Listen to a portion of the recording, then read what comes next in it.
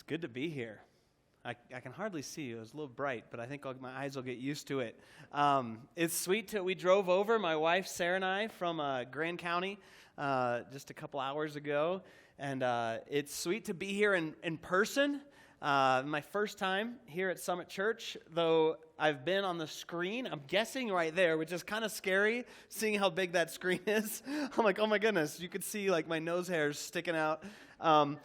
But it's funny, if you've been here for when I was here on video, that was me sitting at my table talking into my phone.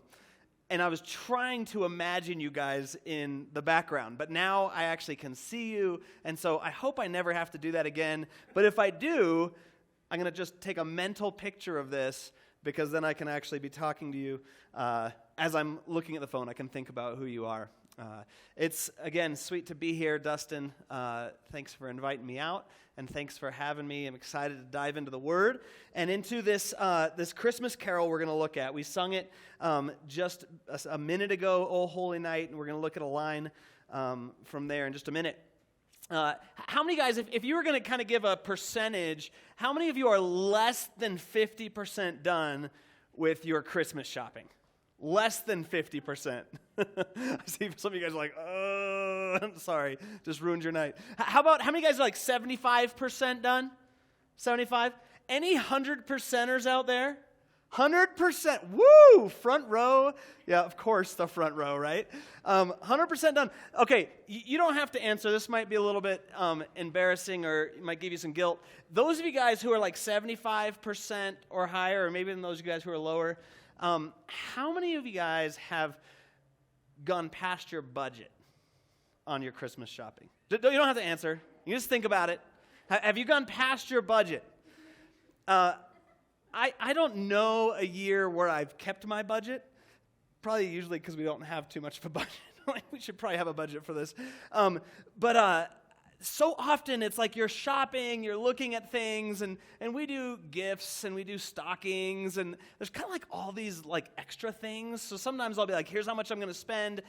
I find something, but then it's like, oh yeah, and stockings, and you kind of find something else. And so often I've found myself looking at something and saying, ooh, that costs more than I was supposed to spend, or more than I was planning to spend. But in my mind, I begin to say things like, yeah, but she's worth it, right? She's worth spending a little more on, or he's, I'll just work a little longer, or I'll eat beans and rice for a little while, and he's worth it. It's interesting because whether that's wrong or right for us to kind of manipulate our budget that way, there's a reality in how we think about spending and buying with worth. There's a reality that we're experiencing in that. The reality is the more you care about something, the more you're willing to spend on it. It doesn't mean you're always spending so much, but if you had to, the more you care about something, the more you're willing to spend on it. The more worth something has to you, the more you're willing to pay for it. This truth, this reality in life, it's kind of actually how we define worth in some ways. I came to understand as a kid. I was a avid football, baseball, hockey card collector. I don't know if any guys ever collected like trading cards, sports cards, but man, I loved collecting cards. And my brothers and I, two brothers, we'd go to the store and we'd buy a pack of, top flight baseball cards or football cards, and we'd run home, and it might have like 15, 20 cards in there of different players, and we'd just get there and we all tear open our little pack of cards and start flipping through them to see who we got, what players we got. And there was the kind of first excitement of who did I get, what cards do I have. But the next thing, and if any of you guys ever collected cards, the next thing you do is you flip the cards over, and on the back, there's something usually up in the upper corner. Anybody know what that is? What would you usually, any card collectors out there? There's usually a number. There's a number. It might say like 210 or 78 or whatever that might be. And you'd flip them over, you'd look at that number, and then you'd go get a magazine. It's called a Beckett Guide. And you'd grab the Beckett Guide and you'd open it up. In this magazine, every single card, football, if it was a football Beckett Guide, hockey, baseball, every single card in that sport that's ever been made is listed in there. It's got the number where you kind of find it, the year the card was made, what kind of card, the number, the player's name, and then you go across, and guess what it has at the end? How much the card is worth. And usually, here's me and my brothers, and we're flipping over the cards, and we're looking in there, and it's like, going down, here it is, 210, find it, 3 cents. Okay, next one, 2 cents, 4 cents, I got one worth 10 cents. Like, this is awesome. And after you get through 20, and you, haven't gotten close to making enough back in the Beckett Guide to what you spent on the pack of cards. Well, that was one way to get cards. The other things we do is you trade them around, and sometimes you'd get a full set of cards. I remember having a full set of one year's cards and trading it to a friend for a John Elway rookie card. John Elway rookie. At that point, it was worth $50. I have no idea what it'd be worth anymore. I lost it. Horrible. John Elway rookie card. And it said $50 in the Beckett Guide. $50. And I was so excited about my John Elway rookie card. I tell my mom, I tell my dad, I got a John Elway rookie card. And my dad was always like, you're wasting your money. What are you doing, spending all that money? I'm like, no, Dad, I'm not wasting money. Look at this. And I'd hold up that John Elway rookie card in its plastic case. I'd say, look at this. It's worth $50. And my dad would say the same thing every time. Some of you may have heard it before. He would say, it's only worth as much as someone will pay for it. No, it says in the magazine it's worth $50. He's like, yep, if somebody will give you $50 for it, it's worth $50. But if you can't get $50 for that card, it's not worth $50. It's only worth as much as somebody will pay for it. And so there's this reality in life with things, that things are only worth it. We can say it's got a value, but if somebody won't pay that much for it, if somebody doesn't care enough for it to pay that value, it's actually not worth that. My wife and I bought a house. I don't know why. Newly married, moved to Green Bay, Wisconsin. The economy was great. We didn't even need to have a down payment. They were just handing out houses. We bought a house, and the market collapsed. I think initially had probably lost $30,000, $40,000 on the house, and it didn't matter. We couldn't tell somebody, hey, we paid this much for it. That's how much it's worth. They'd say, nope, it's not that worth that much anymore, because nobody will pay that much for it. And we had to sit on that house for year after year after year, hoping eventually somebody would pay what we needed to get out of it. You see, something's only worth as much as somebody's willing to pay for it. In the song that we just sang, there's this really beautiful line in O Holy Night. It's in that first kind of stanza, and it says this. It says, long lay the world in sin and error pining. Long lay the world in sin and error pining till he appeared and the soul felt its worth. I'm going to spend the night kind of digging into that line and looking at the word and what does it say about that. Long lay the world in sin and error pining till he appeared and the soul felt its worth. It's such a packed line. It's like the gospel is packed into there in such a beautiful way. Let's look at the first stanza, first phrase there. Long lay the world in sin and error pining. We don't use the word pining very often. What's pining? I think of up in Fraser, we've got a lot of aspen trees, and we do what we call aspen bending. And you climb up to the top of an aspen tree, and you kind of bend over, and it leans to another tree, and you try to grab onto that one, and you see how many trees you can link together. Maybe pining is like aspen bending with pine trees. Problem is, it doesn't work with pine trees. They just snap. It's not worth it. No, what does pining mean? I looked it up in the dictionary. Kind of had an idea, like what I think it means. I've sung this song before. There's actually two different definitions for pining. I don't know if you know the two definitions. You probably can at least think of one of them. Maybe you think of both of them. Two definitions for pining. One definition is to fail gradually in health and vitality from grief, regret, and longing. To fail gradually, to slowly kind of decay or slowly kind of fall apart, to lose life, to lose energy, to fail gradually in health or vitality from grief, regret, and longing. And so someone might say, that person or that thing is pining away. You heard that phrase? It's pining away. It's starting to fall apart. It's kind of fading away. It's losing its strength. It's pining away. That's one definition. The other one is to yearn for deeply, to suffer with longing or to long painfully. That's what I normally think of when I think of pining, like somebody's pining after something.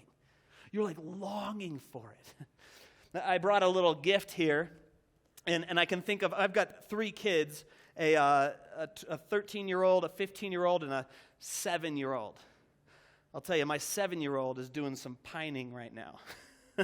Because under the tree, we actually had Grandma and Grandpa here, so we got to open some of them the other day. But under the tree were all these gifts up till Grandma and Grandma got here. And man, our little son Judah was pining. He was longing for those gifts. Man, he wanted them. This desire. And you guys pining for what's under the tree? Maybe. It says that in sin and error, the world was pining. And it's interesting because I think both definitions actually work.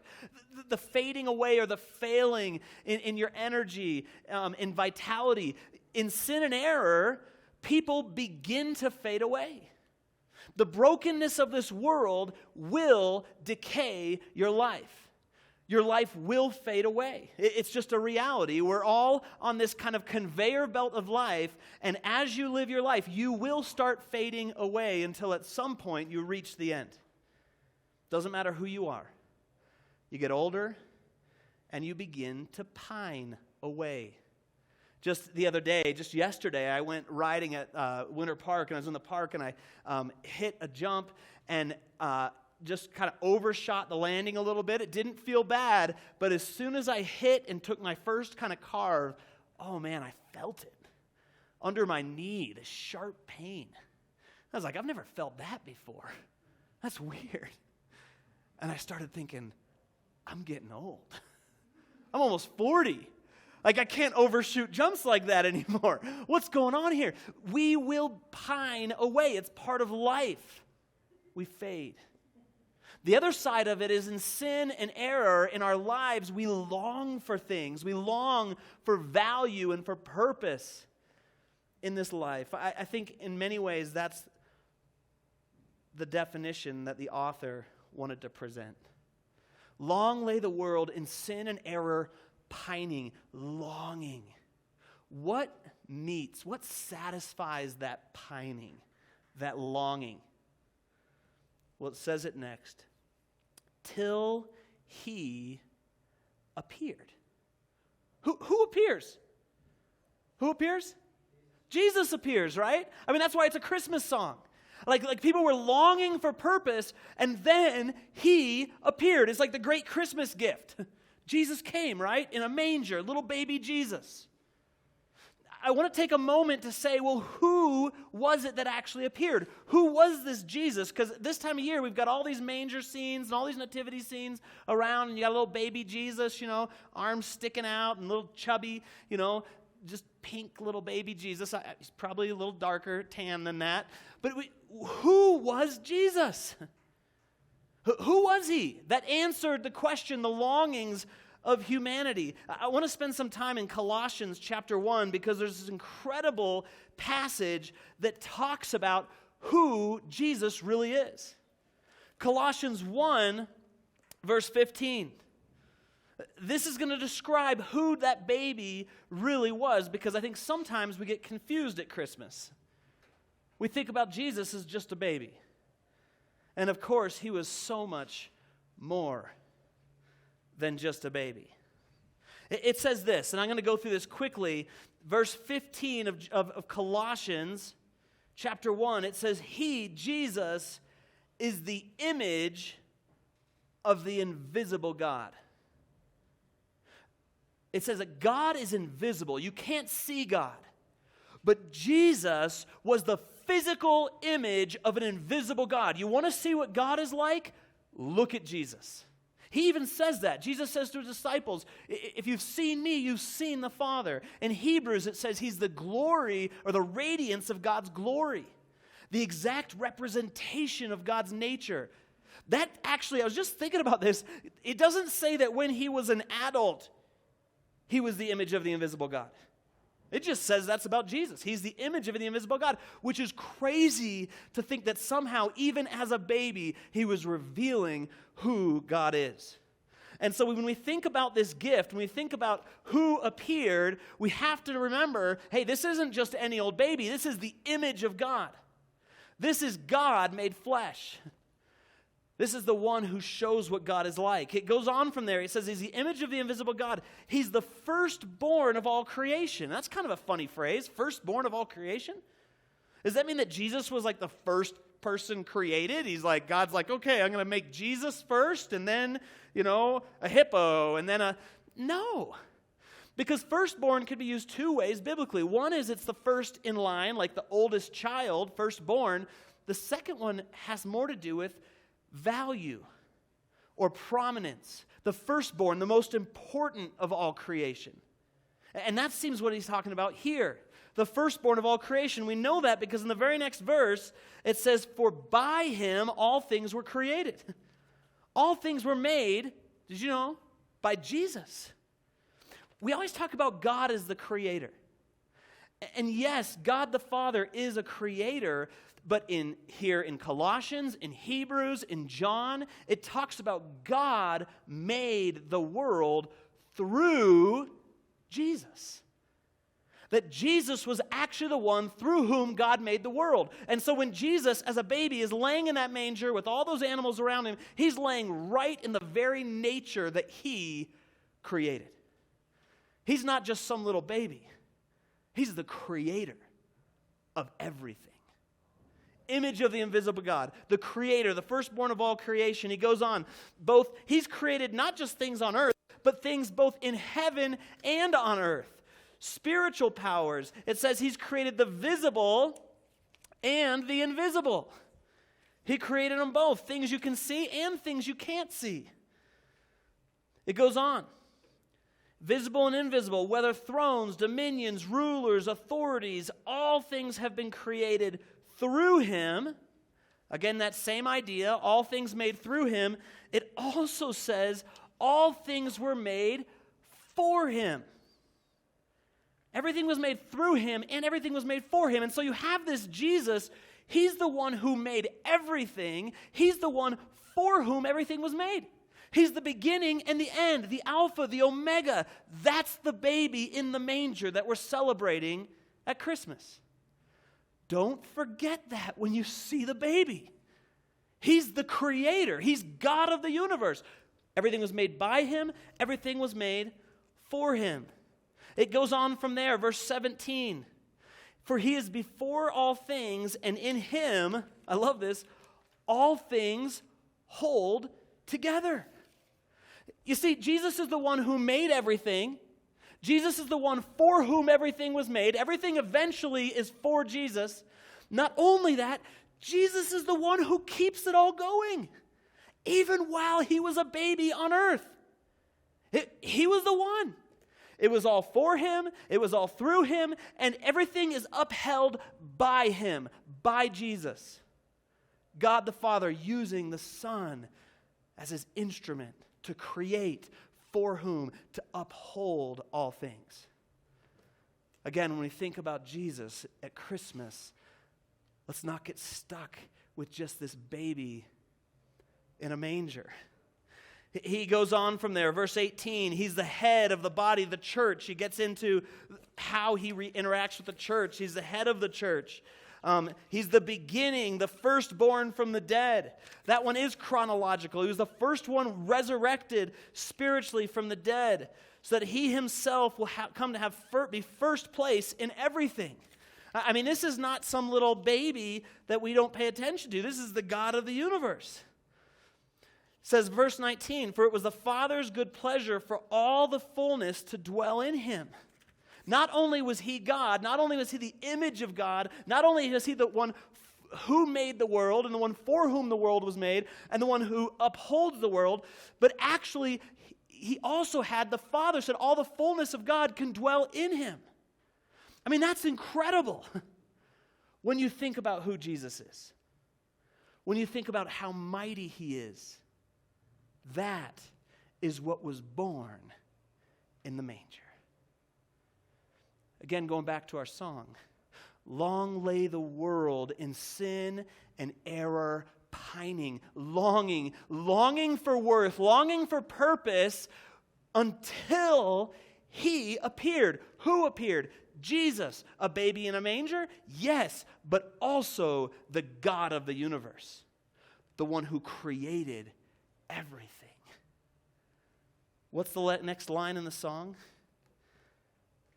It says, "Long lay the world in sin and error pining, till he appeared, and the soul felt its worth." This is huge. I want you to focus on this. It says that this child that was born, this one who came, who kind of met what people were longing for, it says when he appeared, the soul felt its worth. How does this express the worth of humanity? Let me show you. All of this, Jesus, the one who made everything, the one for whom everything was made, the one who upholds everything, the one who is powerful over everything. Look at the next verse. Colossians chapter 1, verse 20. It said, "And through him to reconcile all things to himself, having made peace through the blood of his cross."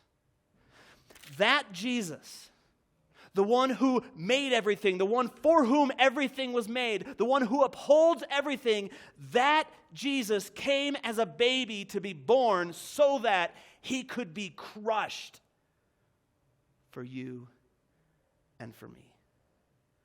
Remember that truth about worth? What did my dad say to me when I wanted to say, "Hey, John Elway's worth $50. This card's worth $50. He said, "What?" "Nope. You're only worth as much as somebody will pay for you. It's only worth as much as somebody will pay for it." So let me ask you a question.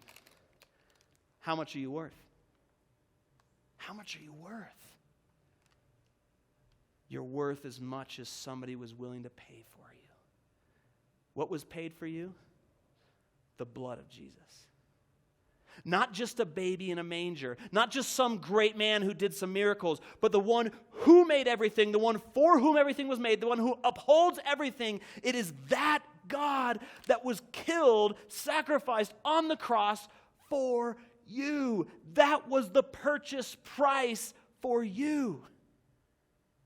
In sin and error, pining, longing for freedom, for purpose, for meaning. And the price was paid, and the price was Jesus. That is incredible. The challenge for me is, do I recognize my worth?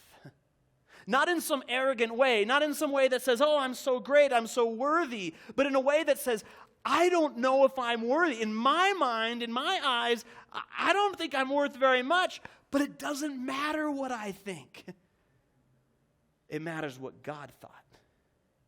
I think of that John Elway card, $50, Dad. It's worth $50. And he says, "Nope, it's only worth as much as somebody will pay for it." What if somebody comes and said, "I'll buy that card. I'll buy it for $1 million. How much is it worth?" It doesn't actually even matter what's printed in the magazine. It might say $50 in the magazine, but if somebody pays $1 million for it, it's worth $1 million. It doesn't matter how you think about yourself. How you think about yourself does not define how valuable you are, how worthy you are to the Lord. What defines your worth is the cost that was paid for you. And that's really what we celebrate at Christmas. The coming of the payment price. Jesus for us. Are you willing to allow your soul to feel your worth? I know in this room, if it's anything like me, there are so many times where I doubt myself, I question myself, I hear things. I had great parents, but there's things they said that just run through my mind that they didn't even know would run through my mind. There's things that people have said about me that run through my mind that tell me I am not worth what the Bible says I'm worth. I can't do it. I don't have what it takes. I'm not able to handle this. I'll never make it. Those things run through my mind, especially at certain times, and I start feeling discouraged and depressed, and I have to come back to the reality to say, it doesn't matter what somebody else says I'm worth. Christ's blood says I'm worth the God of the universe. Or what you say about yourself. We're our worst critics.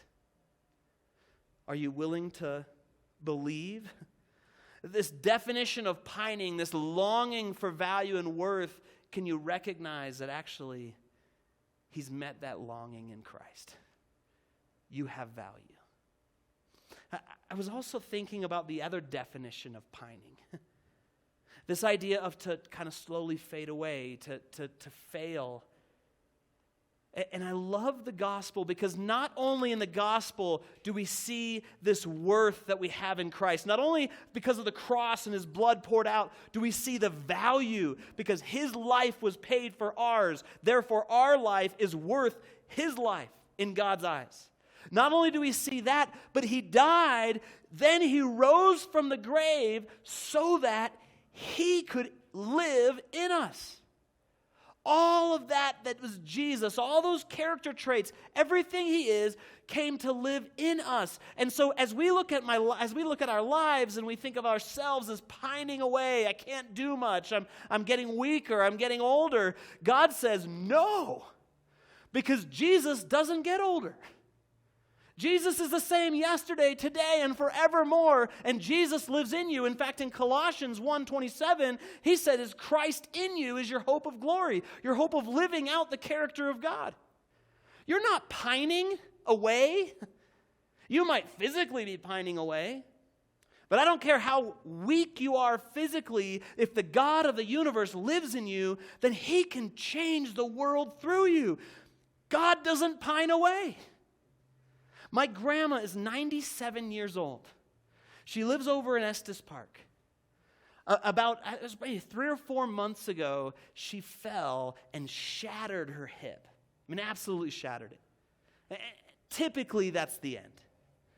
And as she went to the hospital and they decided they could do surgery, it took a while. They did surgery. She started to get better. They put her in an assisted living home. She was there for, like a week or two.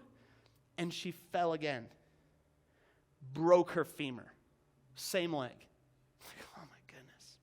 About a week of just kind of wondering if she was going to make it through it. She was delusional. She was forgetting things. She was getting infections. And we thought, this is it. And then she rebounded. And amazingly, she started getting better. And she was allowed to go back to this assisted living home. And she's there now with her walker. Weak, old. Physically, I don't even want to say pining away because she is almost pined away. I mean, she's on the very last inch of her life. And yet she has such an excitement for what God is doing in her. She is so excited. She was talking to my dad, and she's getting a little bit mentally confused. And she was talking to my dad, and she said to my dad, she says, I feel so bad. I'm not doing the work that I'm getting paid to do here. I mean, they're paying me to be here to be a missionary to all these other old people, and I feel like I'm not able to get around as fast as I want to. My dad had to explain to her, you're not paying to be here. They're not paying you to be here. We're paying for you to be here. But her heart is about, she understands that God uses her, even as a 97-year-old woman who can hardly walk, because you see, God doesn't pine away. To the day of her death, God will use her, I believe, because God in her is her hope of glory. Man, this Christmas season, as you, with your families and your friends, first thing, know your worth. It doesn't matter what you think. It matters what God thought. And he was willing to die and sacrifice his son for you. You're worth the blood of Christ. And if you find yourself in a place where you feel like you don't have what it takes to handle what God is dishing out or what life is dishing out, just so you know you don't, but he does. He has what it takes. And he doesn't pine away. He is your life. You need to rest in that. God, I know I'm valuable in your eyes, and I believe that you've given me your spirit, your life to live through me. Help me live out my days. Help me live out this Christmas season in a way that shows what God is like. Lord, I thank you for the incredible value and worth that you place on our life. That was shown, Lord, at Christmas when you were born, all the way up to the point where your blood was poured out for us, Lord, the ransom, the purchase for our lives. I thank you that you have made us worthy because you paid for us with your blood. Lord, and help us live in the excitement and the adventure as our physical bodies are wearing down, the excitement and the adventure of being your hands and your feet, Lord, as you live and work in and through us in this world you love. In your name, amen.